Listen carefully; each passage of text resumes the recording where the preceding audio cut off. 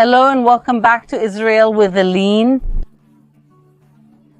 Today we are in front of the archaeological remains of the Temple of Jerusalem, and we are going to talk about Jesus' relationship with this place.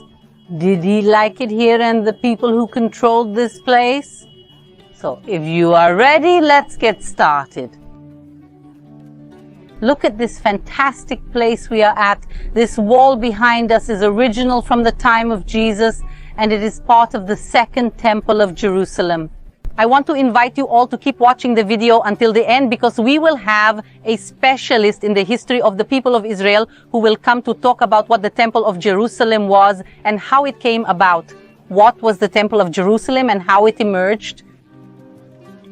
The history of this place begins 3,700 years ago when Abraham came here to Mount Moriah to sacrifice his son Isaac. But Abraham is going to make a covenant with this place, will be sanctified. And after a few centuries, this place will be sanctified. And after a few centuries, King David buys this land, and his son King Solomon will build the first temple of Jerusalem here. Unfortunately, this temple will be destroyed by the Babylonians. The people will be sent into exile, and 70 years later, when they return, they manage to rebuild the temple. So far, everything is fine. But then comes King Herod, who was a madman and megalomaniac. He will expand some of the greatest ancient world constructions. This colossal temple was one of the greatest constructions of the ancient world. This colossal temple was 1/2 kilometer wide and as tall as a 21-story building today. Herod built a temple years ago, and this colossal temple was the temple years ago. And this colossal temple is going to be the temple that Jesus knew. And now we're going to find out what Jesus did inside the temple. I'm literally touching stones that were part of the Jerusalem temple. And when Jesus was 40 days old, meaning a newborn baby, he was brought here to be presented to the temple. This is a tradition of the people of Israel that was done at that time and is also done to this day. It is called the Pidyon Ben. At that time it was in the temple. Nowadays the temple no longer exists, so it is done in other places. And the next time Jesus comes to the Jerusalem temple is when he was 12 years old.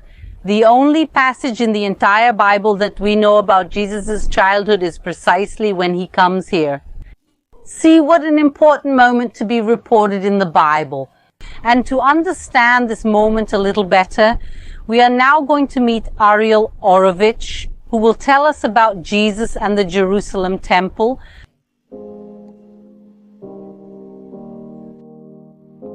Well, shalom to Ariel Orovich being here.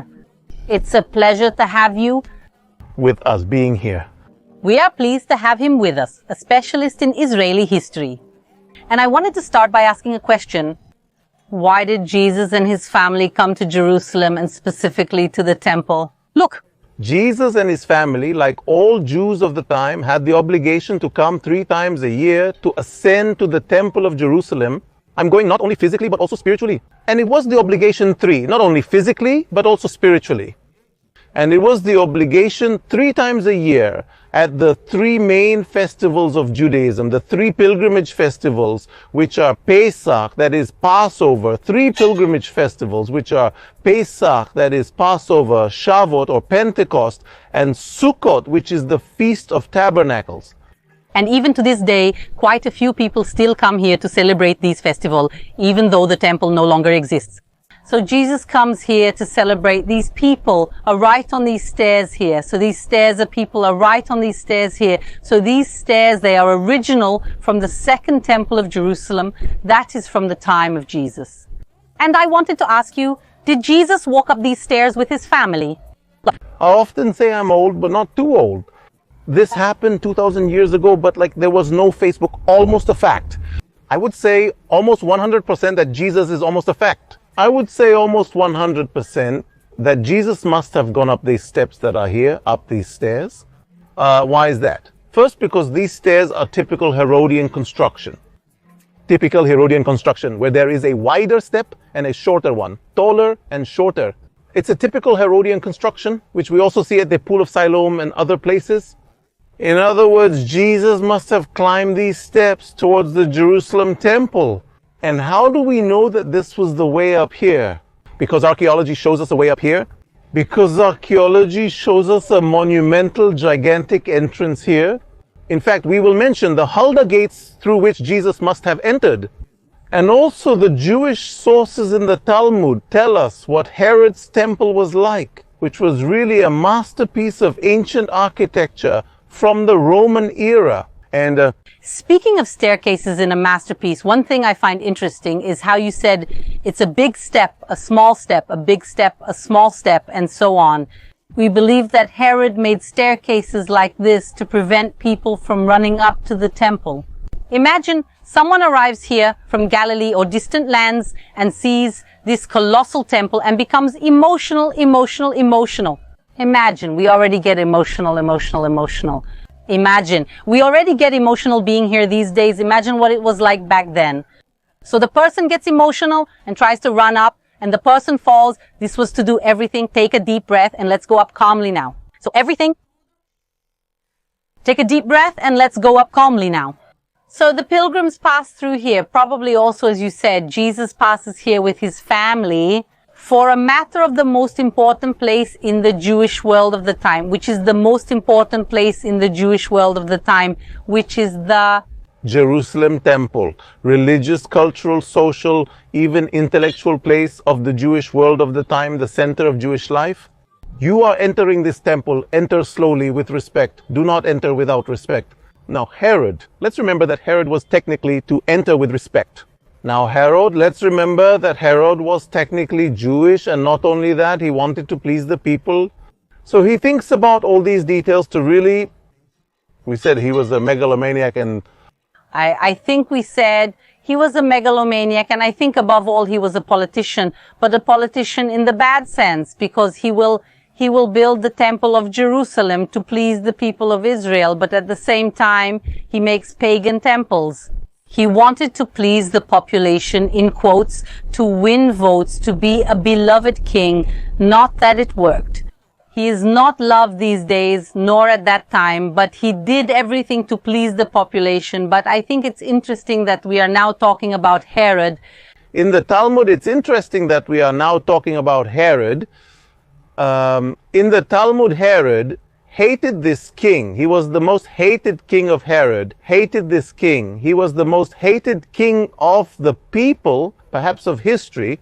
But in the Talmud, there is a fantastic phrase which says the following: whoever did not know the temple of Herod did not see the most beautiful temple in his life.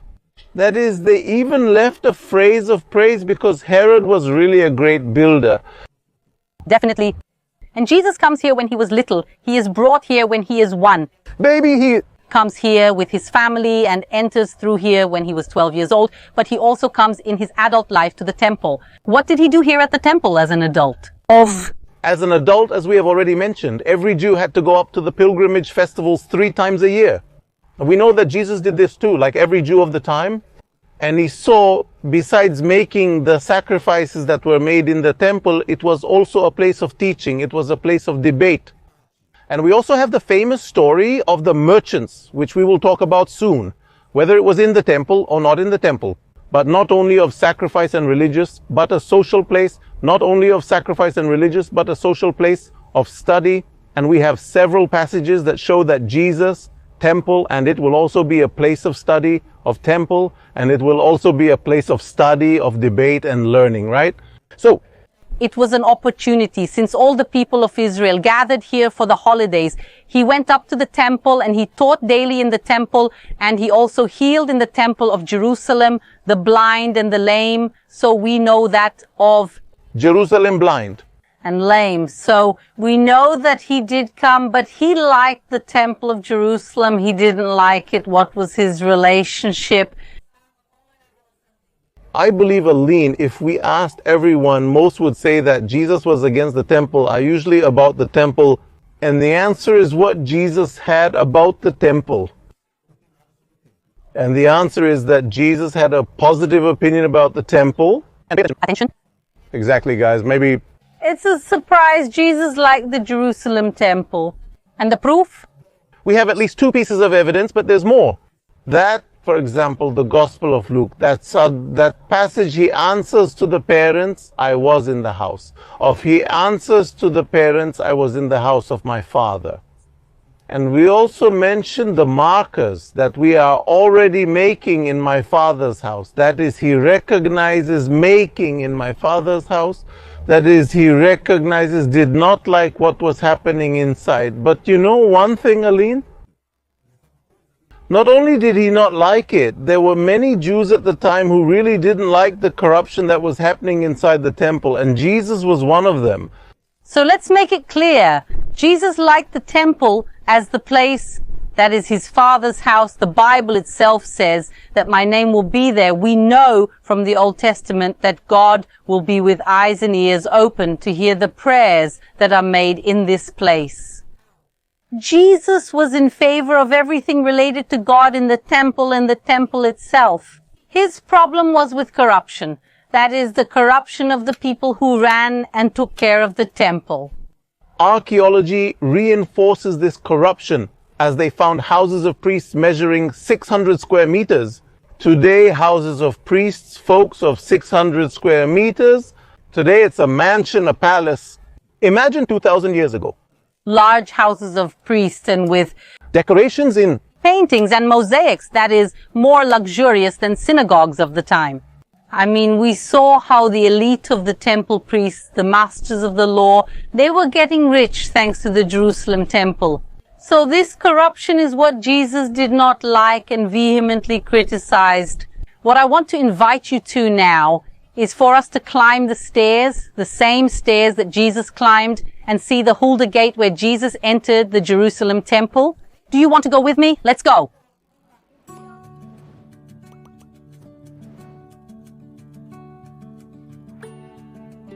Behind us, you can see three large arches. This is the Hulda gate, one of the main entrances, if not the main entrance to the Jerusalem temple through which Jesus probably passed.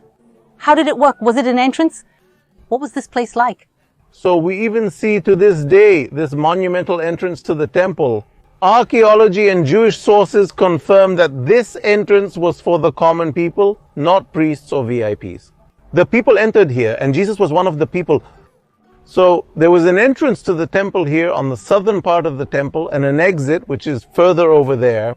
The entrance here probably had 3 doors, as we see nowadays. If you entered, why 3 doors?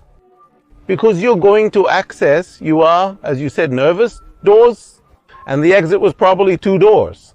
Now doors, and the exit was probably 2 doors. Now we know from Jewish sources that the following happened.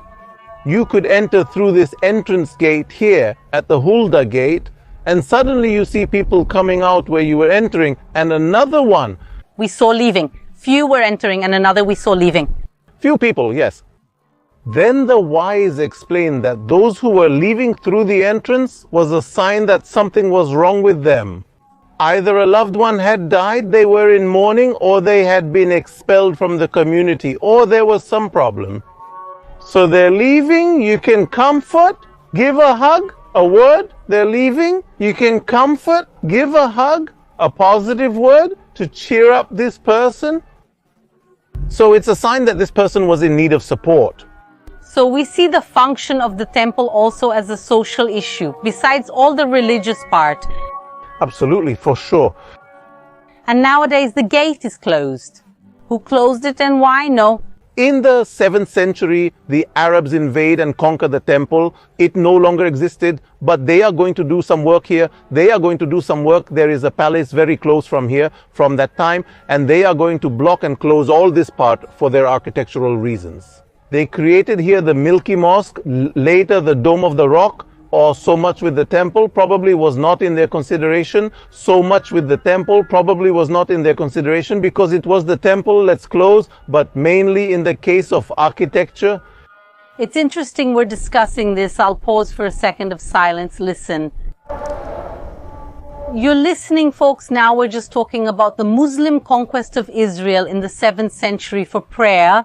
I mean, they arrived in the 7th century And for prayer, I mean, they arrived in the 7th century, and today they control the Temple Mount, which is on Mount Moriah, the exact location of the temple. Today it is under Muslim control. Muslim control, and perhaps today it is under Muslim control. Muslim control, and perhaps one of the most sensitive places in the entire world. It's a place that has a lot of religious, emotional charge for Jews, Christians, the navel of the world. So folks, let's ignore the navel of the world a bit. So folks, let's ignore the background noise a bit, but I want to point now in that direction. And there is the pinnacle of the temple, and there's another story of Jesus that happened here, isn't it, folks? Let's go! In the background, you are seeing it, folks. Let's go. In the background, you are seeing the corner of the Jerusalem temple. It is known as the pinnacle of the temple. And there, Jesus will be taken when Jesus was tempted 3 times. And one of the temptations that Jesus was tempted 3 times, and one of the temptations, corruption of the Jerusalem temple.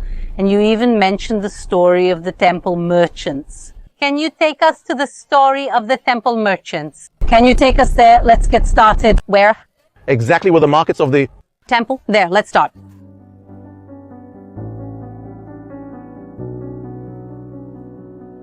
Where exactly were the temple markets located?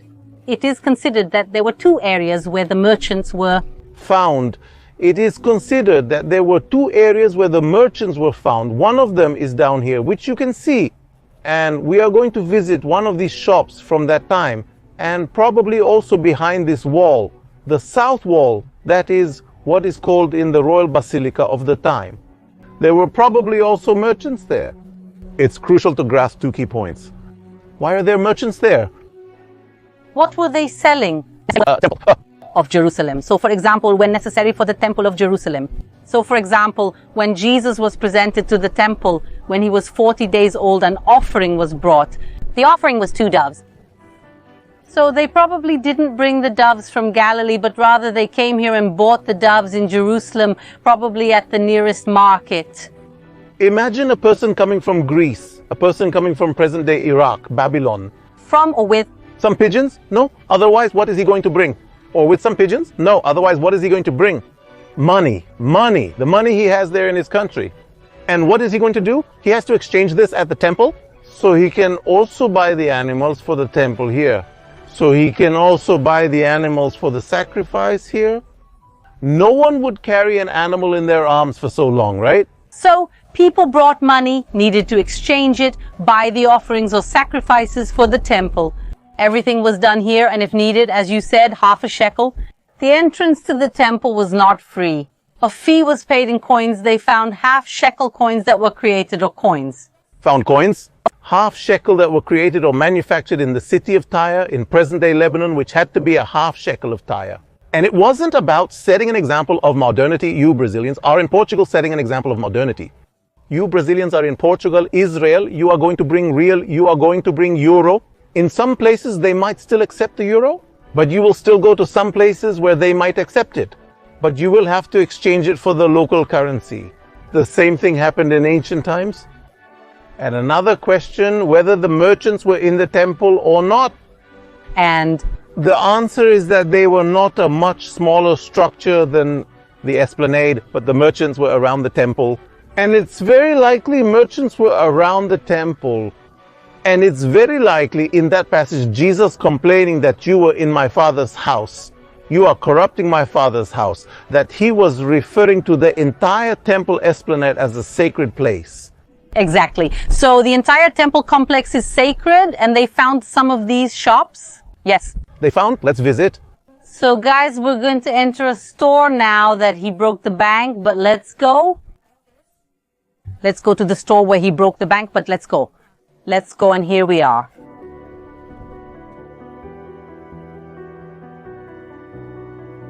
Can see the stores, you can, and here we can see the stores. You can see their state of preservation. I mean, it's perfect. And I want to invite you to be our salesperson. I'm going to be a seller of pigeons and little goats, okay? So our salesman, shalom, madam, how are you? Very well then, our salesman. Shalom, madam, how are you? Very good. So, for example, doves, I have little goats. What? Do you need the... What do you need? For example, doves, little goats. What do you need? What do you want to sacrifice today? No, I'm not going to take an animal sacrifice. I want a wheat offering. No problem. Without problems. So I have here my money, 5 shekels. All right, that's how it worked. It's interesting, folks. The currency that is used today in Israel is the shekel hadash, the new shekel, which is the same name as the time was the shekel. As it was the shekel today, it is the new shekel, despite everyone saying shekel. But nowadays, it is officially the new shekel. The interesting thing is that shekel came from the Latin word for weight. Exactly. So here was the table of the Latinas of weight. Exactly. So here was the table of the sellers, and Jesus comes here and breaks the stalls. He really makes a scene with a lot of hatred, one could say, of Jesus with the merchants and with this market specifically. A more violent Jesus, perhaps, where he is really upset. A more violent Jesus, perhaps, where he is really upset by the trade that is happening around the temple. What we talked about before, the temple itself was where the Dome of the Rock is today. And here is not the place of the temple. However, it's almost a fact that for Jesus and perhaps other Jews of the time, this area around the temple was also a sacred area, and there couldn't be any commerce here, and there couldn't be any exchange nor sell anything. And he was really upset by this fact of having a lot of commerce around the sacred temple. Certainly, it's also proof that Jesus' attitude towards the temple was positive, because they are corrupting the temple, the central sacred place of the Jewish people. Indeed, if Jesus didn't like the temple in Jerusalem, he wouldn't come here, he wouldn't care about what's happening. But he comes, he came here daily. And perhaps one of the issues why Jesus, they are trading, Jesus talks to merchants, they are trading, Jesus talks to merchants, is with the holy trade, with people making money, is with the holy trade, with people making money in the name of God, in the name of the Temple of Jerusalem more specifically, and perhaps also a bit of corruption. We know that there were merchants at the time, perhaps here too, who used tampered weights, who sold here the animals to be sacrificed at a much higher price than it should be. So it's once again the corruption of people. It's interesting that in the Christian tradition, this passage of people. It's interesting that in the Christian tradition, this passage is called the purification of the temple or cleansing of the temple. Exactly. I mean, he's purifying it from all this corruption that existed. As much as Jesus liked and had a greater, and Jesus ends up predicting the destruction, prophesying the greater destruction, and Jesus ends up predicting the destruction, prophesying the destruction of the Temple of Jerusalem, which will be fulfilled in the year 70 after the Christian era. He will prophesy that no stone will be left on another, and this came to pass. What stones are these? So this is one. This happened. What stones are these? So this is a witness, I would say, alive from the destruction of the temple in the 70s, General Tito. And these are stones that fell from there, General Tito. And these are stones that fell from up there from the temple, or from the temple esplanade. That is the entire area that is also around the temple. And folks, this stayed here, and look at the sizes of they built with these gigantic stones, and the Romans managed to knock it down. Only these stones are higher up. Because here, even today, we have the Western Wall. We also have a living testimony of the living from this time of destruction, and this destruction that was prophesied by Jesus with much regret. Jesus weeps as he prophesies the destruction of the temple. So we see another proof of how Jesus' position in relation to the temple was also positive here. These stones are here exactly in this place since the year 70 AD, and they are irrefutable proof of the destruction of the temple. And it means then the fulfillment of the prophecy that Jesus made, that he said, "There will not be stone left upon stone." And that's why I like archaeology so much. It helps us to better understand the Bible, its context, and in this case also the life of Jesus. I'd like to take this opportunity while you're here, Ariel, to share a bit about the Israeli Institute and the base we have. here in Israel that develops Israeli Institute. We have the base here in Israel that develops courses, very experiential study programs, both in Israel and online, on topics related to the Bible, archaeology, history, everything related to of international renown. Many of them, I believe, are lean. That with teachers of international renown, many of them, I believe, are lean, that, must have even studied with them, and who are part of our team. We also have partnerships with internationally renowned universities, such as the Hebrew University of Jerusalem, which is among the 100 most important universities in the world. 9 Nobel Prizes, Einstein and Freud, among the founders of this university, and those who study in our programs receive a certificate from this university. Universities like Mackenzie, like Nawa from Mexico, Lusophone of universities like Mackenzie, like Nawa from Mexico, Lusophone of academic project, to this study project that is open to the whole world. And you don't need to be a person to the whole world. And you don't need to be a person who knows a lot about the subject. Even if you feel like you don't know anything, we are here so that people from all over the world can learn. So some key points. First and most importantly, I studied at the Hebrew University. It's a wonderful university. And it's important to say that really, it's a wonderful university. And it's important to say that the material is in Portuguese and Spanish. It's an Israeli institute offering classes in Portuguese and Spanish. And you guys have a super special project now, following the steps of Jesus, with Yair Meron, who was one of my guide course teachers. So I'm already there. I started watching the first episodes because it's really interesting for us to delve deeper and learn more. So for those of you who watch the channel and you like our content, you like biblical archaeology and want to delve deeper, I really recommend you go up in the video description in the chat. I'm leaving the link here for you to enter and get to know. And Ariel promised that he would give a 10% discount here for the channel people. So when you click here and enter the platform, see, get to know, and whoever wants to subscribe, how much percent off? percent off for all those who watch the Israel channel with a lean. So guys, whoever is going to subscribe, there is a discount code. You put a lean when paying and you get 10% off. I recommend it, guys. It's really super cool, good quality. And I want to thank Ariel, who was here with us today. I want to thank a great honor for me to be with you, after a great honor for me to be with you after so long watching your high quality videos. So I want to thank you for this invitation. I've been watching his videos from his channel. He's been watching mine, but it's great. A big kiss and see you next time, guys.